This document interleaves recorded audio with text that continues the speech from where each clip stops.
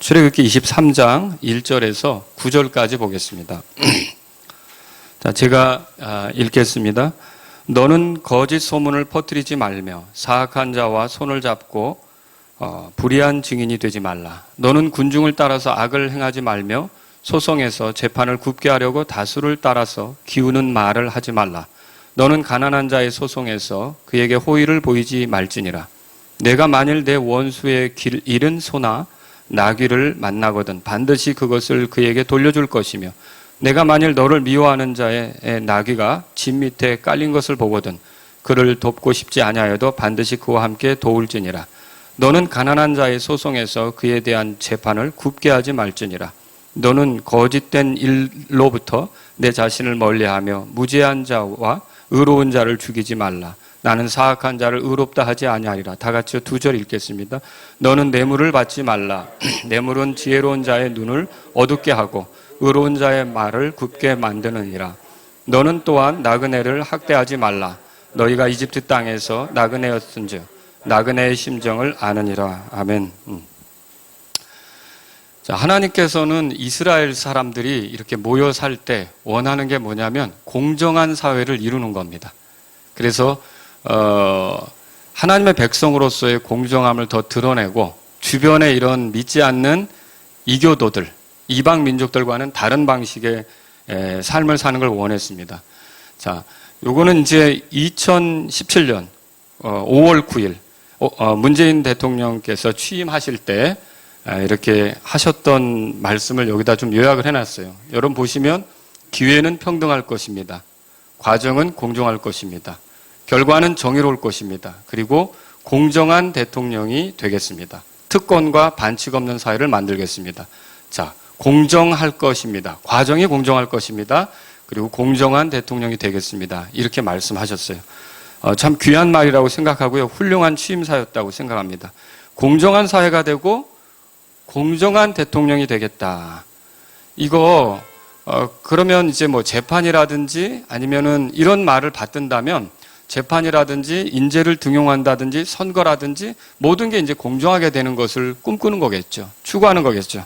그런데 비단 대통령뿐만 아니라 우리 모두도 사실은 뭘 원합니까? 공정한 사회를 원하지 않습니까? 우리도 다 같이 공정한 사회가 되는 걸 원하고, 또 실제로는 하나님께서 원하시는 게 이거라는 거예요. 하나님께서 원하시는 것은 우리가 공정하게 사회를 이루며 가는 것을 하나님은 원하신다, 그렇게 볼 수 있어요.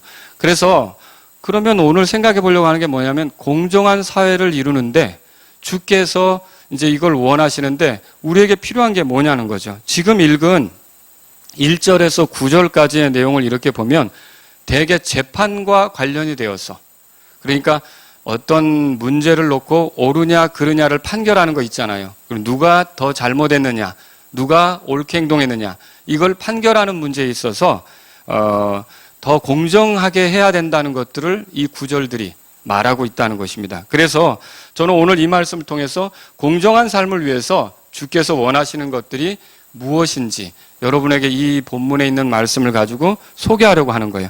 그래서 제 바람이 있다면, 오늘 이 말씀을 준비하는 가운데 저에게 원함이 있다면, 이런 주님이 공정한 사회를 원하셨던 마음이 저희에게도 있어서, 사실 어느 세상이든지 완전히 공정한 사회를 찾기는 어렵습니다만 저희가 그리스도인이라고 한다면 그래도 공정한 사회를 만드는 데 있어서 우리가 하나님의 뜻을 따라 공정한 삶을 추구하는 사람들이 되어 조금이라도 빛이 되고 소금이 되는 그런 역할을 했으면 한다는 거죠.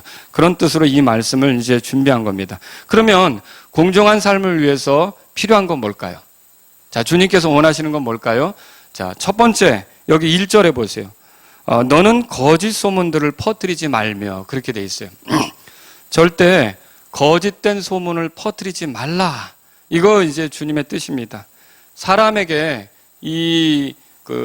사람에 대해서 거짓 소문을 퍼뜨리는 것은 심각한 죄입니다. 그 법정에서 재판할 때 중요한 건 소문을 듣고 판사가 판결합니까? 법정에서 중요한 건 뭐죠? 증거 자료죠. 증거 자료. 그러니까 우리가 소문만 듣고 어떤 걸 판단하는 건 아니라는 거죠. 분명히 그러한 사실이 있는지의 여부를 따져야 되는 거예요. 근데 공정치 못한 사회는 어떻게 되느냐?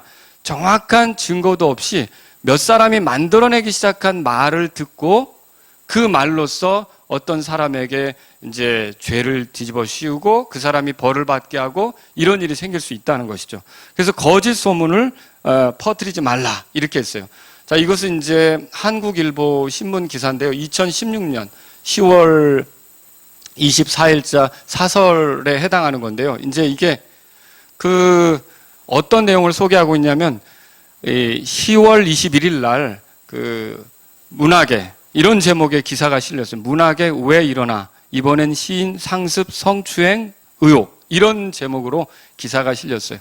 그리고 여기 보면 이제 또 소개되지만 시인 박진성 씨라는 분이 있습니다. 이분이 수년간 여성들에게 성희롱, 성추행, 성폭력을 행해왔다는 내용의 기사가 실렸고 여기도 보면 알지만 그런 식으로 이렇게 이제 활동했었다는 것이 며칠 뒤에 또 사설에도 이렇게 나왔어요. 이게 한국일보 기사였어요. 그리고 10월 23일 경인가는 이제 JTBC 같은 방송국에서도 그 어떤 미투 운동을 하는 여자분을 불러서 인터뷰를 하면서 이런 부분을 다뤘어요. 그래서 이 박진성 시인이라고 하는 분이 성추행, 성폭력, 이렇게 문학도들을 이렇게 말하자면 그 가르친다는 그런 어떤 도움을 준다는 이유로 그렇게 해왔다는 뉴스 기사가 나간 거죠. 그런데 사실은 어떻게 됐냐면 이게 이제 그 2019년입니다. 2019년 1월 30일 한국일보에서 박진성 시인에 관한 정정 보도문을 내놨어요. 한마디로 말하면 이거예요. 맨 밑에 확인한 결과 보도 내용은 모두 사실이 아닌 것으로 밝혀졌습니다. 근데 이것 때문에 이 사람은 사실은 자살까지도 생각했어요. 이 시인은. 그래서 죽으려고까지도 생각했고 너무 괴로우니까 자기는 이제 그런 적이 없는데. 근데 이 언론에 의해서 이렇게 돼서 정말 그 성폭력범, 성 어떤 가해자 이런 식으로까지 이렇게 된 거죠. 그리고 나중에 또 이건 세계일보 뉴스에서 나온 거예요. JTBC는 올해 4월 22일경 박진성 시인에게 400만 원을 지급하고 화해하라. 왜냐하면 피해 보상을 해야 되니까. 그렇게 해서 법원 판결이 나서 결국 박진성 시인이라고 하는 분은 이제 자신의 그런 모든 어떤 그 혐의 이런 것들에 대해서 혐의도 아니죠. 그 괜한 그런 허위 보도로 고통을 받은 것에 대해서 이렇게 명백히 밝혀지게 되는 사건이 있었어요. 자, 이게 제가 지금 왜 이런 얘기를 하는 겁니까? 하나님께서는요, 이렇게 거짓된 소문을 퍼뜨리는 것, 이런 것들을 기뻐하시지 않습니다. 그 거짓된 소문으로 자칫하면 한 사람이 죽을 수도 있었던 거예요. 그런 것처럼 우리가 근거가 명확하지 않은데 몇 사람들의 만들어낸 말들을 가지고서 어떤 사람을 근거도 없이 괴롭히는 거를 하나님이 기뻐하시지 않는다는 거죠. 자, 출애굽기 23장 7절 오늘 본문에 있는 건데 한번 읽어볼까요? 시작. 너는 거짓된 일로부터 내 자신을 멀리하며 무죄한 자와 의로운 자를 죽이지 말라. 보세요. 거짓된 일들로부터 내 자신을 멀리하고 죄도 없는 자 그리고 의로운 자를 죽이는 일을 하지 말라는 거죠. 그래서 저와 여러분들이 공정한 사회를 만들려고 할 때 기억해야 될 게 이거예요. 거짓된 소문을 퍼뜨리는데 우리가 가담해서도 안 되고 그 거짓된 소문을 생각 없이 받아들여서 우리도 전파자가 되는 것에 대해서 주의해야 된다는 거죠. 이게 굉장히 심각한 겁니다. 재판장에서 일하는 사람은 소문으로만 어떤 판결을 내리지 않습니다. 거짓으로 무죄한 자를 처벌하는 거 이런 것은요 하나님께서 기뻐하시지 않는다는 거죠. 자, 두 번째는 뭐냐면요. 사악한 자와 손잡고 불의한 증인이 되지 말라는 거예요. 1절에 보세요. 거기 보니까 1절 끝에 사악한 자와 손을 잡고 불의한 증인이 되지 말라 이렇게 돼 있어요. 자, 이거는 십계명에도 나오는 거죠. 여러분 십계명의 9계명 아시죠? 다 같이 읽어보겠습니다. 시작. 너는 내 이웃에 대하여 거짓 증언하지 말라. 이게 9번째 명령이죠. 그러니까 거짓된 증언을 하면 안 된다는 거예요. 법정에 서서 사실이 아닌 위증을 하게 되면 처벌받습니다. 물론 처벌받는 것도 그 사람에게 해로운 그 일을 당하는 것이 되지만 남한테도 그 거짓 증인으로 어떤 사람이 위기에 몰리면 그건 정말 그 사람의 인생을 힘들게 하는, 망치게 하는 그런 일이 될 수도 있다는 것이죠. 자, 그런데 이스라엘에 아합이라고 하는 왕이 있었어요. 여러분 아시죠? 근데 이 왕이 자기 백성인 나봇의 포도밭에 탐을 냈어요. 그래서 나봇의 포도밭을 갖고 싶어서 나봇에게 그 값을 주겠다고도 얘기하고 다른 어떤 밭으로 대신 이렇게 줄 테니까 그걸 달라고까지 했어요. 근데 나봇이 뭐라 그랬냐면 조상들에게 상속받은 것은 막 이렇게 누군가에게 주는 걸 주님이 원하시지 않는다. 그래서 나는 할 수 없다. 그렇게 대답했어요. 그랬더니 이 아합이 그걸 갖지 못하게 되니까 끙끙거립니다. 밥도 못 먹고 그거에 꽂혔는데 그게 이제 내 것이 안 되니까 속상한 거죠. 근데 그것을 그의 아내가 봤어요. 아내가 누구죠? 이세벨입니다. 아, 왕이 왜 그러고 계세요? 아, 이래저래 해서 내가 나봇의 포도밭을 원했는데 그 포도밭을 가질 수 없게 됐네. 그러니까 이세벨이 뭘 그런 걸 고민하세요? 하고 이세벨이 손을 쓰게 됐어요. 그런데 어떻게 손을 썼느냐면 나봇이 살고 있는 예스레엘 장로들, 그리고 거기에 이제 귀족들이죠. 말하자면 고귀한 자들, 이런 사람들에게 편지를 써서 나봇이 하나님을 모독했고 왕을 모독했다고 하는 거짓 증인자를 세우라 그랬어요. 그리고 돌로 쳐서 죽이도록 했던 거죠. 그리고 실제로 그 일이 벌어졌어요. 그리고 어떻게 됐냐면 나봇은 피 흘리며 죽었던 거죠. 그리고 나봇이 죽었다는 소식을 듣자 이 아합과 이세벨은 그 포도밭을 자기 것들로 이렇게 취했던 것이 성경에 나온단 말이에요. 그러면 여기서 그 예스레엘의 장로들과 귀족들은 어떤 일을 한 겁니까? 공정한 일을 한 겁니까? 아니죠. 우리가 지금 내 이웃에 대해 거짓 증언하지 말라고 그랬는데 이들이 거짓 증언을 한 그런 거짓 증언자를 세운 거고요. 성경은 또 그 증인으로 나온 두 사람을 뭐라고 표현했냐면 벨리알의 자손 두 사람. 열왕기상 21장 13절에 그렇게 써 있어요. 벨리알의 자손 두 사람. 벨리알은 마귀의 다른 이름이거든요. 그렇게 불량한 사람이었다는 것을 말하고 있어요. 그리고 이 사건이 있은 후 엘리야가 이 아합을 찾아가서 예언을 합니다. 자, 무슨 예언을 합니까? 자, 이게 한번 열왕기상 21장 24절 25절 같이 읽겠습니다. 시작. 개들이 예스레엘 성벽 옆에서 이세벨을 먹으리라. 아합에게 속한 자로 도시에서 죽는 자는 개들이 먹고 들에서 죽는 자는 공중의 날짐승들이 먹으리라. 자, 이렇게 아합의 피를 흘리게 한 그 일을 모의하고 계획한 아합과 그 가족들에 대해서 하나님이 심판하실 것이고, 특히 이세벨 같은 여자는 개들이 이세벨을 먹는다 그랬어요. 여러분, 이 일이 그대로 이루어지는 걸 성경에서 읽어보셨습니까? 나중에 예후의 때 가가지고 이세벨이라는 여자가 높은 데서 밀쳐 떨어져서 나중에 찾아보니까 다 없어지고 개들이 먹고 그 피를 개들이 핥고 이런 일이 벌어졌지 않습니까? 이게 하나님 말씀대로 일어난 거예요. 자, 이건 뭘 말합니까? 하나님께서는 공정한 사회를 원하시는데 이렇게 거짓 증인이 되는 거, 이거 하나님이 철저히 기뻐하시지 않는다는 거죠. 이거 하나님께서 아주 싫어하신다는 걸 우리가 알 수 있는 거죠. 자, 세 번째로 2절에 보세요. 거기 보니까 너는 군중을 따라서 악을 행하지 말며, 그래서 다수를 따라 기울지 말라고 하나님께서 말씀하시는 거예요. 자, 촛불로 인해서 얻은 결과면 다 선한 것이냐? 그렇지 않습니다. 물론 선한 것도 있습니다. 좋은 것도 있다는 거죠. 그러나 많은 사람이 주장한 거면 다 선한 것이냐? 그렇지 않다는 거예요. 태극기 흔들고서 얻어낸 것은 다 선한 것이냐? 물론 선한 것도 있겠죠. 그러나 그렇지 않습니다. 제가 지금 말씀드리려고 하는 요지는 뭐냐면요, 많은 사람이 목소리를 높여서 원한 거라고 해서, 그렇게 되기를 바란 거라고 해서 다 선이라고 생각하면 착각이라는 거죠. 선한 분은 하나님이십니다. 하나님께서 선하시고 아무리 많은 사람이 외쳤어도 하나님의 뜻하고 충돌하면 선입니까? 그게 악이죠. 그죠? 하나님의 뜻하고 충돌하면 악이라는 거예요. 그래서 다수가 중요한 게 아니라 하나님의 뜻을 따르느냐, 그게 중요한 거예요. 그래서 성경엔 뭐라고 말해요? 다수를 따라 기울지 말라, 그렇게 말하는 거죠. 여러분, 민주주의가 좋은 것은 사실이에요. 왜냐하면 예전같이 왕이 전부 다 다스리고 좌지우지하고 하는 게 아니라, 느부갓네살 왕이 통치할 때 느부갓네살 앞에서 찍소리 했다가 어떻게 되겠어요? 배견하지 못하겠죠. 아니, 그런 왕이 어디 있어요? 내가 꿈꿨는데 못 맞히면 다 죽어. 이런 왕이 어디 있어요? 참, 그런 그 시절이 아니라 지금은 어때요?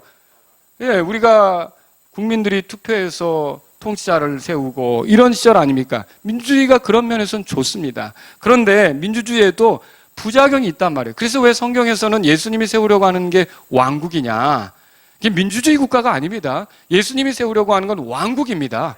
그 공의롭고 정의로우신 왕, 공정한 사회를 이룰 수 있는 통치자, 그 왕께서 왕국을 세우려고 하시는 거예요. 가장 안전한 거죠. 그런데 지금 이 민주주의, 우리가 민주주의라고 부르짖는데, 민주주의가 좋은 면도 있지만 하나님의 뜻을 대적하여 설 때는 이 민주주의는 최악이 되는 거예요. 모든 백성들이 다 같이 하나님 반대편에 서서 그 하나님에게 저항하려고 한다. 그러면 그건 심판을 자초하는 거죠. 망하겠다고 선언하는 것과 똑같은 거죠. 이건 굉장히 위험한 거라는 거예요. 그래서 다수가 정의가 아니라 하나님께서 정의시라는 것을 믿어야 되는 거예요. 그러니까 그리스도인들은 생각이 좀 달라야 된다는 말을 하고 싶은 거예요. 일반 하나님을 알지 못하는 사람들은 다수가 옳다고 생각하지만, 사람들이 그렇게 말할지라도 그리스도인들은 그렇게 생각할 게 아니라 아무리 다수가 외쳐도 하나님하고 일치할 때만 옳다고 하셔야 돼요. 알겠죠? 그러니까 하나님이 가장 선하시고 하나님이 진리신 거죠. 그래서 하나님의 말씀하고 일치되게 가는 것이 옳다, 이렇게 믿어야 되는 거예요. 그런데 보세요, 얼마나 다수를 강조하는지. 그래서 집회 같은 거 하면 숫자도 부풀리게 하잖아요. 그래서 우리가 이렇게 많이 주장했다, 이렇게 많이 원한다, 이걸 보여주기 위해서 그렇게 하는 건데, 여러분과 저는 다수가 정의가 아니라 하나님의 뜻이 정의라는 걸 믿으셔야 되는 거예요. 그러니까 세상 사람들하고 우리가 달라야 된다는 거죠. 그래서 그리스도인은 다수의 눈치를 보지 말아야 합니다. 다수를 대세라고 여기고 대세의 기우는 그런 판단을 해서도 안 된다는 거죠. 우리는 사람 수와 상관없이 항상 옳게 판단하려고 해야 되고요. 그리고 옳은 판단은 하나님의 말씀으로부터 오는 겁니다. 하나님의 말씀이 기준이 될 때 정말 우리가 옳게 판단할 수 있기 때문에 그래요. 여러분과 제가 항상 옳게 판단해야 되는 이유는 어디 있습니까? 하나님이 판단자세요. 언젠가 우리도 하나님께 판단받을 거예요. 근데 내가 사람들의 다수를 따라 판단했는지 아니면 하나님의 말씀에 따라 판단했는지를 하나님께 판단받아야 될 그 시점이 온다는 거예요. 로마서 14장 읽어보면 우리가 다 하나님의 판단을 받는다고 말하고 있거든요. 그래서 우리는 하나같이 이런 하나님의 판단 앞에 있기 때문에 다수가 옳다고 생각할 게 아니라 하나님이 뭐라고 말씀하신, 그래서 우리가 성경 배우는 거 아닙니까? 그래서 우리가 성경 읽는 거 아닙니까? 우리가 설교를 듣는 이유가 뭐예요? 하나님이 뭐라고 말씀하시는 걸 알고 싶은 거 아닙니까? 왜냐하면 그 말씀이 우리의 길을 안내해주는 그 인도자가 되는 것이고 등불이 되는 것이고, 그렇죠? 등대 같은 역할을 하는 것이죠. 그래서 하나님 말씀이 기준이 되는 것이 옳지, 다수가 기준이 되는 건 아니라는 거죠. 감사하게도 다수가 하나님 말씀에 따라서 옳게 주장하면 최고입니다. 그렇지 않겠어요? 그죠? 그러면 좋은 거죠. 그런 민주주의는 정말 복받은 민주주의죠. 그래서 우리가 그런 걸 생각해야 된다는 것이죠. 자, 우리가 한 예를 들어볼게요. 가나안 땅을 정탐하러 들어간 이스라엘 사람들 아시죠? 각 지파에서 12명이, 한 명씩 해서 12명이 들어갔단 말이에요.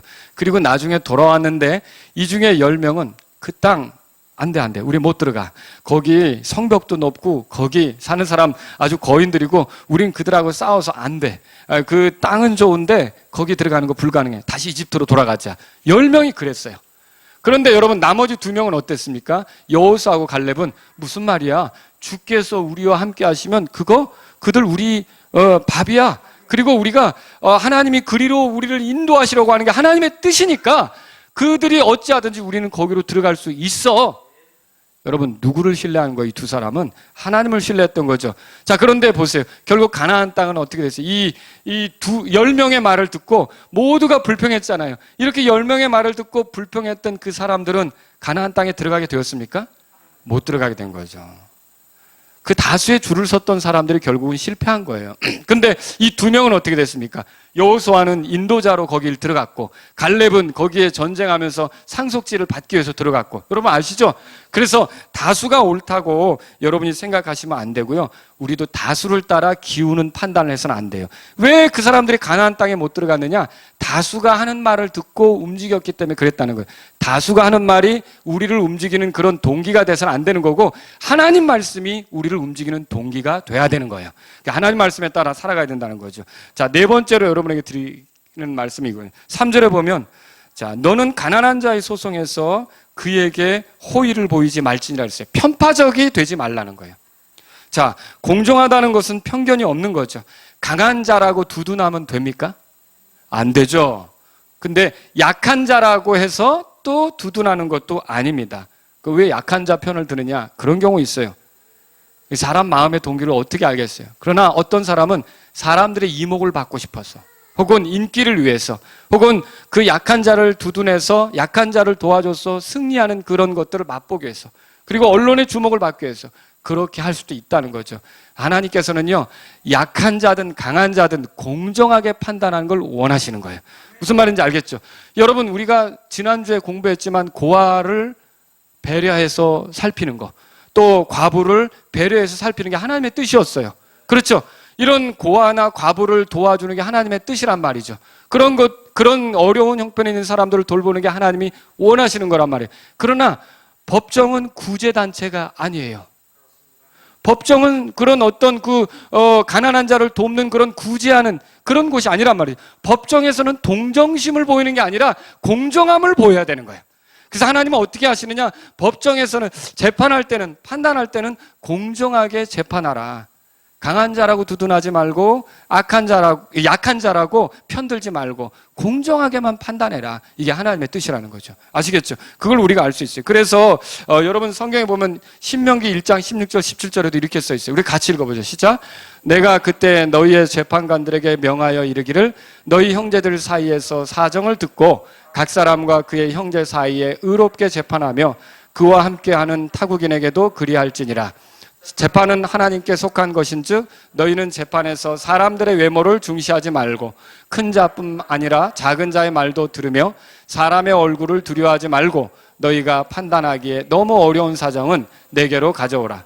내가 그것을 들으리라 하였고. 자, 보세요. 여기 외모를 중시하지 말라 그랬어요. 큰 자든 작은 자든 다 공정하게, 그래야 공정한 사회가 되는 거죠. 공정하게 다뤄라. 이게 하나님의 뜻이라는 말이에요. 하나님께서는 이스라엘이 공정한 사회를 이루기를 원하시는 거였다는 거죠. 아시겠죠? 자, 반대로 가난한 자라고 봐주지 말라고 그랬지만 또 반대로 뭐 또 말씀하시냐면 가난한 자라고 너무 무시하지 말라는 것도 말씀하셨어요. 출애굽기 23장 오늘 본문의 6절인데 같이 읽겠습니다. 너는 가난한 자의 소송에서 그에 대한 재판을 굽게 하지 말라. 고아와 과부들에 대해서 배려하는 게 하나님께 잘하는 거죠. 하나님은 과부들의 재판장이라는 말씀도 있거든요. 그러니까 우리가 이렇게 어려운 형편에 있는 사람들이라고 우리가 무시하고 판단하는 건 아니라는 거죠. 하나님이 원하는 바는 하나예요. 공정하게 재판하라. 아시겠죠? 공정하게 하라 이거예요. 자, 그 다음에 우리가 또 알 게 있어요. 5번째요. 4절, 5절 우리 성경 본문 같이 한번 읽어볼까요? 4절, 5절 시작. 내가 만일 나귀를 만나거든 반드시 그것을 그에게 돌려줄 것이며 내가 만일 너를 미워하는 자의 나귀가 집 밑에 깔린 것을 보거든 그를 돕고 싶지 아니하여도 반드시 그와 함께 도울지니라. 자, 이게 무슨 말이에요? 길을 가는데 평상시에 기분 되게 나쁜 상대가 있는데 이 사람의 잃어버린 소나 나귀가 있었단 말이에요. 그러면 그때 그거 어떻게 하라는 거예요? 아이고, 내가 원수 거니까 모른 척하고 지나가야지. 이렇게 하라는 거예요? 원수 거라도 그거 어떻게 하라는 거죠? 원래 주인에게, 원수에게 돌려주라는 거예요. 소나 나귀가 짐에 깔려가지고, 나귀가 깔렸겠죠.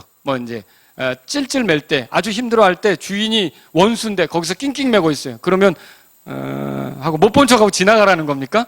그거 아니죠. 달려들어서 어떻게 하라는 거예요? 도와주라고 하는 거죠. 저는 근데 왜 갑자기 재판 얘기하다 이 얘기가 나왔을까? 굉장히 생뚱맞다. 이렇게 생각도 했어요. 그런데 말씀을 자꾸 보니까, 이렇게 이제 생각나는 게 있더라고요. 여러분, 하나 이제 사례를 들어보겠습니다. 자, 요거는 한겨레 신문에서 제가 발췌한 건데요. 2009년 5월 4일에 있었던 거예요. 우리나라 해군이 인도양 가가지고 그러니까 어떤 일을 하냐면 유엔 평화유지군의 활동으로서 해적들을 상대하고 이런 일을 했어요. 그 우리나라 청해부대라고 들어보셨어요? 이 해군이 가서 거기서 일을 하는 거예요. 그런데 다박솔이라고 여기 써 있죠. 이게 북한 어선이에요. 아니, 북한 상선이에요.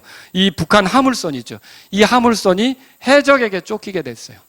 근데 이 해적에게 쫓기게 된 이 북한 화물선이 다급하게 주위에 있는 그 배들에게 구조 요청을 한 거예요. 그걸 누가 들었냐면 우리나라 청해부대가 들은 거예요. 청해부대가 들었는데 어떻게 했느냐? 그걸 듣고서 이 청해부대에 링스 헬기가 있거든요. 이 헬기를 띄워가지고 여기 있죠. 이 해적선. 이 해적선을 계속 조종하면서 내쫓은 거예요. 내쫓고 어떻게 했냐면 나중에 이 북한 화물선이 안전하게 갈 수 있도록 그래서 계속 옆에서 도와주면서 이렇게 해서 안전하게 갈 수 있도록 했던 거예요. 근데 그 이듬해 우리 천안함 폭침 같은 거 있었고 남북 관계가 그렇게 좋은 상황은 아니었던 거거든요. 그런데도 여기서 만났을 때 어떻게 했냐면 도움을 필요로 하니까 도와줬던 거예요. 왜냐하면 유엔 평화유지군이 뭐 이거저거 다루면 이거 어떤 차별하면서 대하는 게 아니라 다급하게 전쟁 뭐 이렇게 공격할 수 있는 어떤 무기도 아니고 순수 화물선인데 이런 화물선이 어려움에 처했다고 하니까 어떻게 한 거예요? 도와줬다는 거죠. 잘한 거예요? 잘한 거죠. 잘한 거니까 북한 말하자면 여기에서 일하던 선원들이 정말 고맙다는 인사를 몇 번씩이나 무전으로 남기고 갔다고 하는 그 기사가 이제 2018년 5월 4일자 한겨레 신문에 이렇게 실려 있어요. 실려 있는데 여러분, 그래서 제가 왜 그럼 갑자기 하나님께서 재판에 관한 말씀을 하시다가 이렇게 원수에 대해서 이렇게 호의를 가지고 그가 어려움에 처했을 때 도와주라고 하는가 이거더라고요.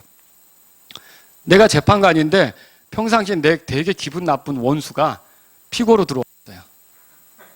그러면 어떻게 해야 돼요? 너 한번 당해봐라. 이거 되는 거야 안 되는 거예요? 그렇게 하면 안 된다는 거죠. 비록 원수라도 그 원수가 어려움에 처해서 재판을 받으러 왔을 때는 어떻게 하는 거예요? 나는 공정하게 그 사람을 다루어서 내 원수라는 이유만으로 그가 어려움을 당하지 않도록 편파적으로 그렇게 하면 안 된다는 거죠. 이해하시겠죠? 그래서 원수라도 도움이 필요할 때 내가 재판관으로서 그 도움을 베풀어야 될 위치라면 공정하게 해서 그 원수를 살려내고 도와주는 거, 이것이 하나님의 뜻이라는 거죠. 하나님은 뭘 원하는 거예요? 이런 말하자면 사적인 감정으로 말해요. 원수니까 내가 이거 제대로 걸렸네. 너 한번 맛 좀 봐라. 너 평상시에 나 괴롭히더니 네가 이제 당할 때가 왔다. 이렇게 하고서 그 원수에 대해서 가혹하리만큼 재판하고 그를 이렇게 괴롭히고 이렇게 하는 건 하나님의 뜻이 아니란 말이죠. 아시겠죠? 그래서 공정하게 재판하는 걸 하나님은 원하신다, 이렇게 말씀하시는 거죠. 자, 6번째 봅니다. 7절에 우리가 볼 수 있어요. 7절 본문 말씀 한번 읽어볼까요? 다시 한번 시작. 너는 거짓된 일로부터 내 자신을 멀리하며 무죄한 자와 의로운 자를 죽이지 말라. 나는 사악한 자를 의롭다 하지 아니하리라. 이게 하나님께서는요, 사악한 자를 의롭다고 하지 않는다는 말이에요. 그건 무슨 뜻입니까? 사악한 자는 사악하다고 판단하고 의로운 자는 의롭다고 판단하는 게 하나님의 판단이에요. 근데 만일 어떤 이유로 혹은 이득이나 뇌물이나 여러 가지로 사악한 자를 의롭다고 한다? 하나님이 어떻게 하시겠어요? 기뻐하실까요? 의로운 자를 또 사악하다고 판단한다? 하나님이 기뻐하실까요? 이런 건 있을 수 없다는 거죠. 하나님은 이렇게 하는 걸 원치 않으세요. 그래서 이사야서 5장 20절에 이렇게 써 있어요. 다 같이 읽겠습니다. 시작. 악을 선하다 하며 선을 악하다 하고 어둠으로 빛을 삼으며 빛으로 어둠을 삼고 쓴 것으로 단 것을 삼으며 단 것으로 쓴 것을 삼는 자들에게 화가 있을저다. 이게 하나님 말씀이에요. 악을 선하다고 말해요. 선을 악하다고 말해요. 이건 악은 뭐라고 말해야 돼요, 우리는? 악하다고 말해야 되는 거예요. 이 악은 이거 악이다라고 말해야 되는 거고요. 또 선은 이건 선이다라고 말하는 게 하나님의 뜻하고 맞는 거죠. 근데 뭔가 뇌물이 됐든 아니면 무슨 인간적인 관계가 됐든 안면이 있어서 그랬든 전에 내가 도움을 받아서 그랬든 이게 악인데도 선이라고 말하고 선인데도 악이라고 말하는 건 이거는 하나님께서 기뻐하시는 태도가 아니라는 거죠. 이건 공정한 겁니까? 공정한 것이 아니라는 거죠. 이게 내가 그 사람이 좋으면 그 사람의 그 나쁜 것들까지도 이렇게 다 좋게 보려고 하는 거, 이건 이제 아니죠. 이거는 이렇게 될 때 우상숭배도 빠지고 이단에도 빠지는 거예요. 이런 마음들이. 그러니까 뭐 우리가 아기 키울 때 아기가 하도 이뻐서 뭐 아기 똥도 귀엽다 뭐 이렇게 뭐 말할 수는 있을지 모르겠지만 사람에 대해서 그런 마음 가지시면 안 되는 거예요. 사람을 신봉하는 자들이 아니라 우리는 하나님을 신뢰하는 자들이라는 것을 기억하셔야 돼요. 하나님을 신뢰하면서 사는 거죠. 자, 그 다음에 7번째로 여기 뇌물을 받지 말라는 거예요. 8절 우리 한번 읽어보죠. 8절 시작. 너는 뇌물을 받지 말라. 뇌물은 지혜로운 자의 눈을 어둡게 하고 의로운 자의 말을 굽게 만드느니라. 자, 전도서 7장 7절에도 이렇게 써 있어요. 한 번 더 읽어볼까요? 시작. 참으로 학대는 지혜로운 자를 미치게 하며 뇌물은 마음을 파멸시키느니라.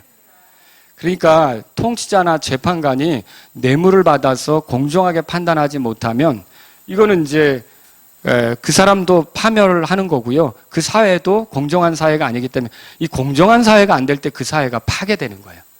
공정한 사회가 안 될 때 그 사회가 하나님의 심판을 당할 수밖에 없는 거고요. 여러분, 그 유다가 멸망할 시기에 두 가지 문제가 그들에게 가장 큰 문제였어요. 하나님께서 칼과 기근과 역병으로 그들을 다루시는데 제일 큰 문제는 뭐냐면 하나님 앞에 영적으로 간음한 거죠. 그러니까 하나님만 섬겨야 되는 그들이 우상을 섬기고, 두 번째는 뭐냐면 도덕적인 문제죠. 가난한 자를 학대하고요. 뇌물을 받고요. 변칙적으로 판단하고요. 이런 것들이 그들에게 있었기 때문에 하나님께서 그들을 심판하시게 된 거라는 거죠. 그래서 뇌물을 받아서는 안 된다는 겁니다. 자, 신명기 16장 19절 우리 같이 읽겠습니다. 시작. 너는 재판을 굽게 하지 말고 사람들의 외모를 중시하지 말며 또 뇌물을 받지 말라. 뇌물은 지혜로운 자의 눈을 어둡게 하고 의로운 자의 말을 굽게 하느니라.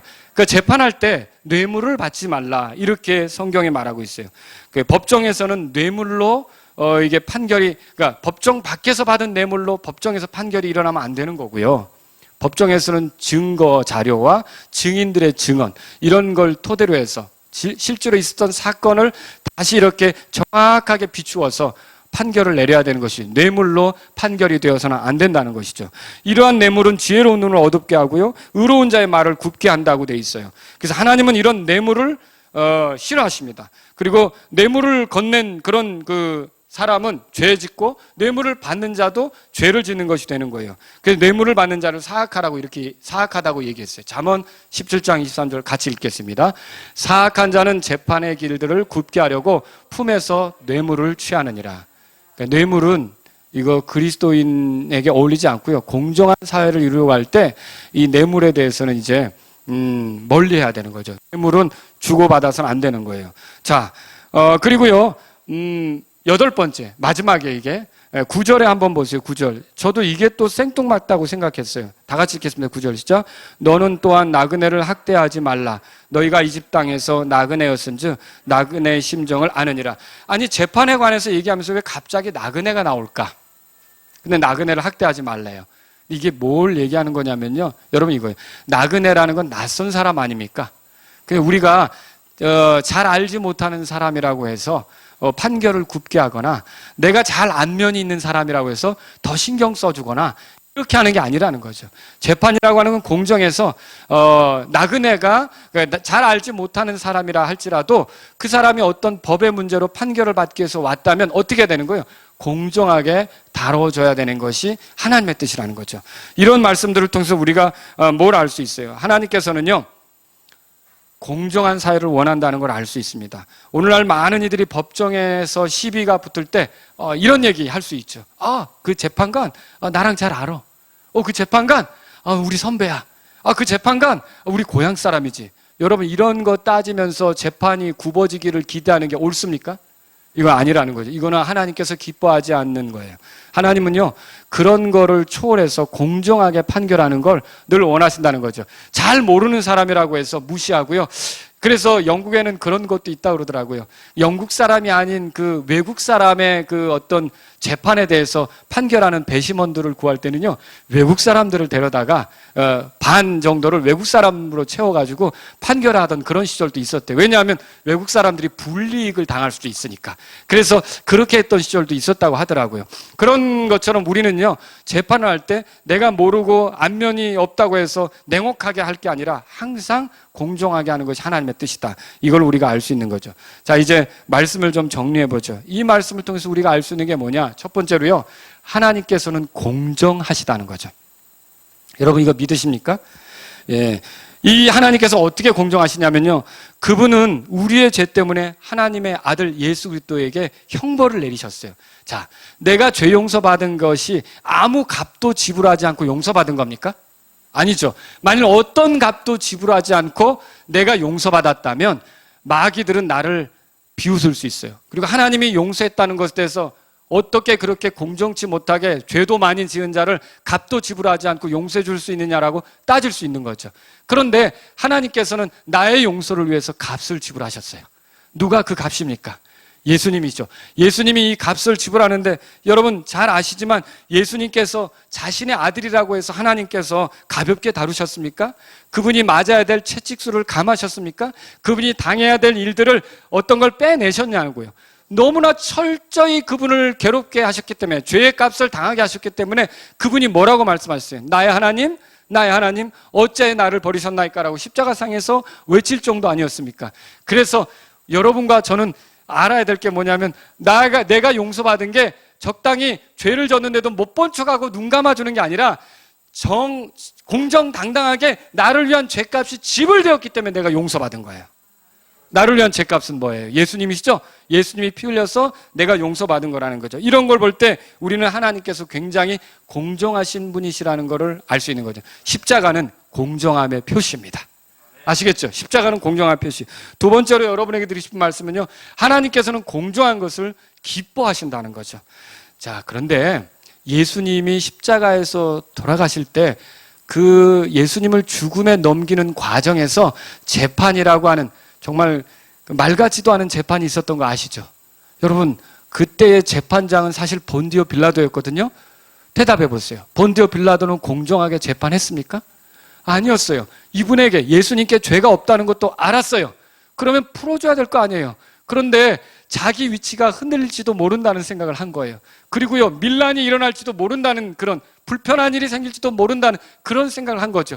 그러면 공정하게 판단해야 될 사람이 자기 위치를 따지고 사람들이 밀란을 일으키며 불편한 일이 생기면 어떨까, 그걸 생각하느라고 판단을 굽게 한 거예요. 본디오 빌라도는 공정하게 재판한 겁니까? 아니죠. 여러분, 유대의 종교 지도자들은 어떻습니까? 유대의 종교자들이 왜 예수님을 눈에 가시처럼 여겼어요? 왜 예수님을 죽이지 못해서 그렇게 몸이 달았습니까? 예수님께서 사시는 모습, 예수님께서 가르치는 것이 유대의 종교 지도자들의 위선과 잘못된 것들을 들추는 거 아닙니까? 그러니까 그게 견딜 수 없었던 거예요. 예수님이 같이 있는 한 자기들이 계속 백성들을 속이면서 종교적으로 뭔가 행세하면서 살아야 되는데 그게 안 통할 것 같거든요. 그래서 예수님을 죽이고 싶었던 거예요. 그래서 예수님을 죽인 이유가 예수님이 죄가 있어서 저는 죽을 자다라고 외친 그런 공정함에서 나온 게 아니라 자기들이 어떤 것들을 지키기 위해, 기득권을 지키기 위해서 예수님을 죽이고자 했던 거죠. 그러면 공정한 겁니까? 공정한 거 아니죠. 백성들은 어땠어요? 백성들은 예수님에게 은혜를 입은 사람도 있어요. 그런데 이 예수님이 어떻게 활동하는지도 본 사람도 있어요. 예수님이 뭘 가르치는지도 본 사람이 있어요. 그런데 백성의 장로들이 선동을 하니까 십자가에 못 박으라고 외쳤잖아요. 그 거짓으로 선동하고 이 예수님에 대해서 말하는 것을 들어서 어떻게 됐어요? 예수님을 십자가에 못 박으라고 외쳤잖아요. 그러면 백성들은 공정한 겁니까? 백성들도 공정하게 하지 않았다라고 하는 거죠. 하나님께서는 이런 것들을 기뻐하시지 않습니다. 하나님은요, 공정하게 판정하는 거, 재판하는 거, 이것을 원하신다는 거죠. 아시겠죠? 자, 세 번째로요, 하나님께서는 자신의 백성들이 공정하기를 원해요. 여러분, 이 사회가 공정한 사회가 완벽하게 이루어질까요? 그건 어렵습니다.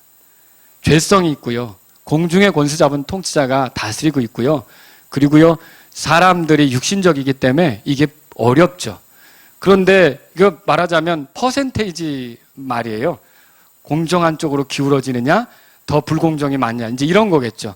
이 완전한 공정함은 예수님이 오셔야 이루어지는 거죠. 여러분, 그렇게 생각하십니까? 그럼에도 불구하고 하나님께서는 우리가 할 수 있는 대로 공정한 사회를 이루길 원하세요.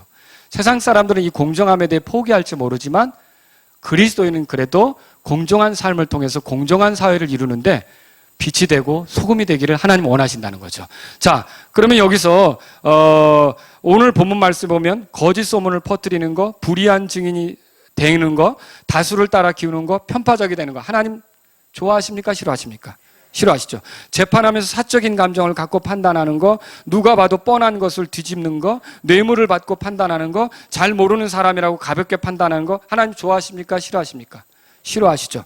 우리가 살펴본 것처럼 이런 것들은 공정한 삶이 아니고요, 하나님은 공정한 삶을 원하셔요. 자, 이거는 이제 한겨레 신문에서 2019년 7월 25일, 그때가 어느 때냐면 검찰총장이 임명되는 날이에요. 윤 검찰총장이, 아시죠? 이때 이런 뉴스가 나왔어요.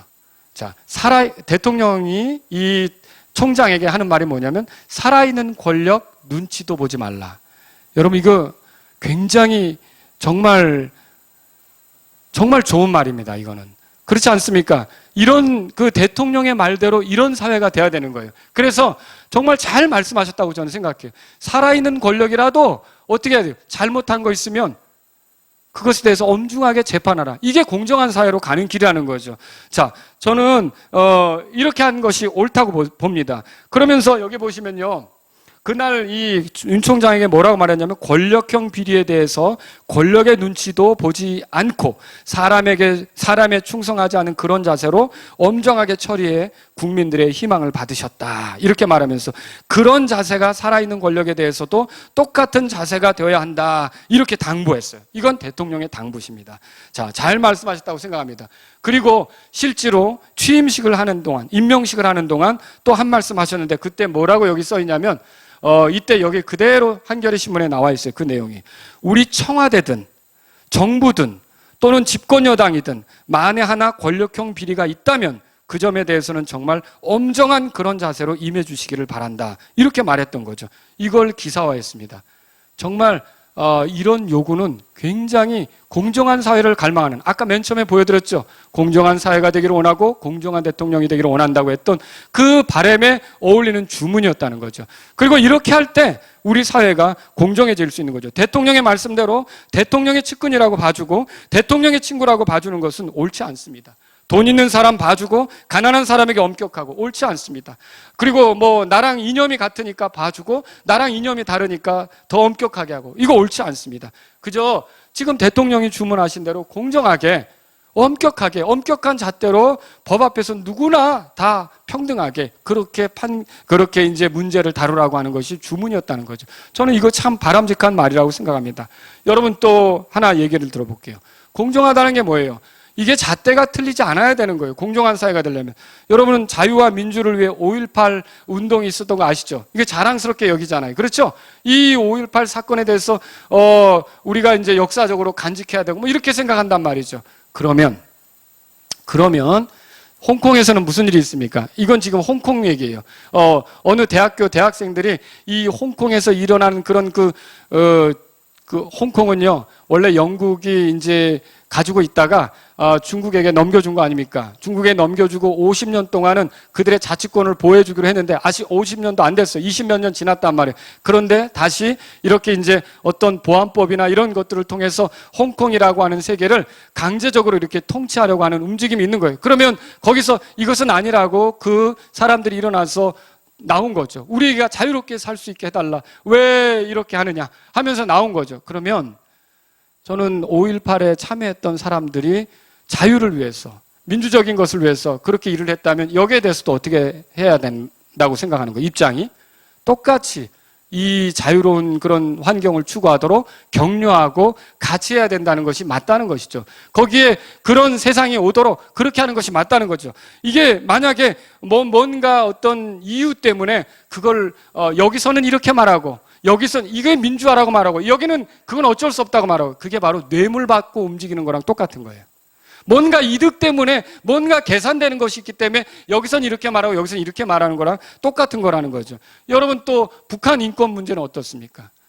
이거 우리가 관심을 가져야 될 거예요. 계속해서 유엔에서는요, 북한 인권 문제가 얼마나 낙후됐는지 그거를 늘 이렇게 얘기를 하고 있습니다. 그러면 우리나라는 어떻게 해요? 우리나라 인권도 중요하지만 저 북한 사람도 우리나라 동포 아닙니까? 우리나라 사람들 아닙니까? 실제로는. 그러면 저 북한 사람들의 인권에 대해서도 관심을 갖는 게 맞다는 거죠. 그런데 여러 가지 이득에 따라, 상황에 따라 이런 때는 인권 얘기하고 이런 때는 인권 얘기하지 못하고 또 이런 때는 자유와 민주주의 얘기하고 이런 때는 얘기 못하고, 이거는요 뇌물을 받고 움직이는 거랑 똑같다는 거죠. 뇌물 때문에, 이득 때문에, 어떤 빌라도가 자기 기회 때문에, 그렇잖아요? 빌라도가 자기 지위를 잃어버릴까 봐 그렇게 했잖아요. 그런 거랑 똑같이 공정치 않게 나가는 거라는 거죠. 이게 하나님은요, 공정하다라는 건 뭐냐면 어디서든지 언제든지. 근데 이거 뭘 가지고 판단할까요? 하나님 말씀은 어디서든지 언제든지 일관되지 않습니까? 하나님 말씀에 충직한 사람들은 그렇게 살 수 있다는 거예요. 그래서 상황에 따라 바뀌지 않는다는 거죠. 자, 저는 재판관들이 다수에 흔들리지 않고 안면에 흔들리지 않고 돈에 흔들리지 않고 개인적 감정에 흔들리지 않는 것을 주께서 원하신다는 것을 말씀드리는 거예요. 자, 오늘 우리가 공정하신 하나님을 믿는다면 공정한 삶이 우리의 삶이 되어야 합니다. 십자가는요, 공정하신 하나님의 작품이에요. 이거는 공정함이 여기 들어있는 거예요. 우리가 이 공정하신 하나님에 의해서 공정함을 얻게 됐다면, 저는요, 믿지 않는 사람들에게, 뭐 정치인들에게, 바깥 사람들에게 지금 이래야 되어야 된다 얘기하는 게 아니에요. 제 말을 이해하시겠어요? 세상 사람들은 어차피 욕심에 따라 움직이기도 하고요, 이득에 따라 움직이기도 해요. 그 정치인들을 어떻게 바꾸고 세상 사람들을 어떻게 우리가 판단할 수 있겠어요? 그러나 교회 안에서 믿는 사람들은 어때요? 이 세상이 공정한 사회가 되는 데 있어서 빛이 되고 소금이 되도록 우리가 공정한 삶을 추구하는 그런 자들이 돼야 된다는 걸 말씀드리는 거예요.